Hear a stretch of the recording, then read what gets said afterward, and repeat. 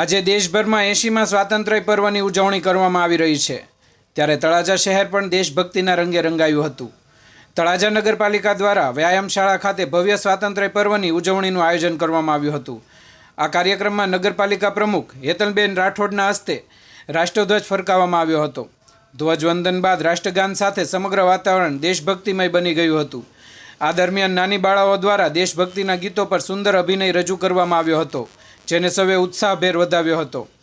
આ કાર્યક્રમમાં નગરપાલિકાના પદાધિકારીઓ, અધિકારીઓ અને કર્મચારીઓ સહિત શહેરના આગેવાનો તથા મોટી સંખ્યામાં નગરજનો ઉપસ્થિત રહ્યા હતા.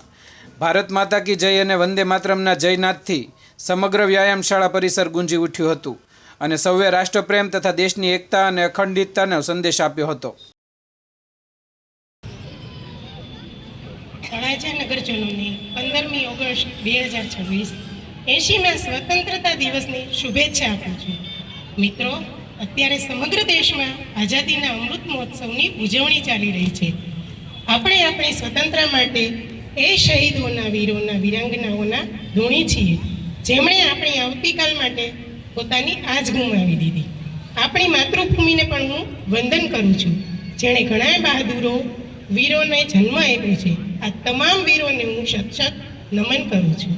મિત્રો, શ્રેષ્ઠ ભારત લક્ષ્યને આત્મસાત કરી પોતાનામાં જે પણ કૌશલ્ય છે તે કૌશલ્યનો ઉપયોગ રાષ્ટ્રના માટે કરે તે જરૂરી છે.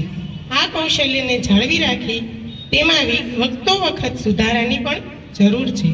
યુવાનોમાં જે વ્યસનની કુટેવ છે તેને આપણે સૌએ સાથે મળીને દૂર કરવાની છે. આપણામાં રહેલો લોભ, લાલચ, ઈર્ષ્યા, ડર, અભિમાન વગેરેને ગુલામીમાંથી આપણે મુક્ત થવાનું છે. ગુલામીમાંથી મુક્તિ એટલે શું? એટલે હું બીજાની ઉતરતી કક્ષાનો હોવાનું એ ભાવમાંથી મુક્ત થવાનું છે. મિત્રો, તળાજાનો પ્રાચીન ડુંગર એ તાલધ્વજનગરની આન, બાન અને શાન છે.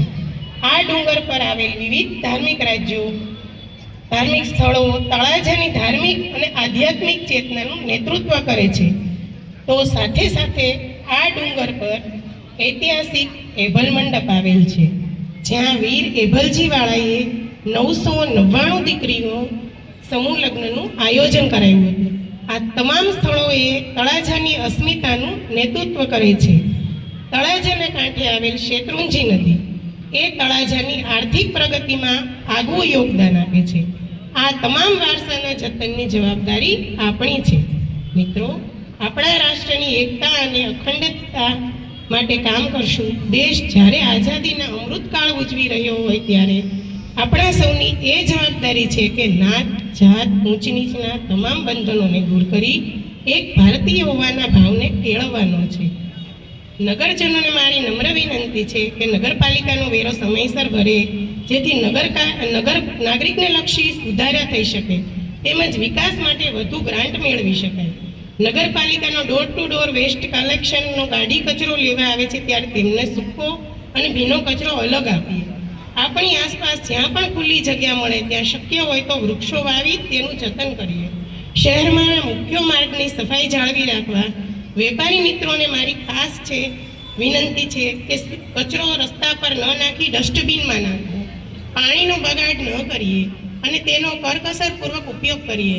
જો નાગરિકો ફરજોનું પાલન કરવામાં આવે તો તળાજા નગરપાલિકા નાગરિકોના સમસ્યાઓનું સમય મર્યાદામાં સમાધાન કરવા બંધાયેલી છે. વિકાસના આ યાત્રામાં નાગરિકોની ભાગીદારી પણ તેટલી જ મહત્વપૂર્ણ છે.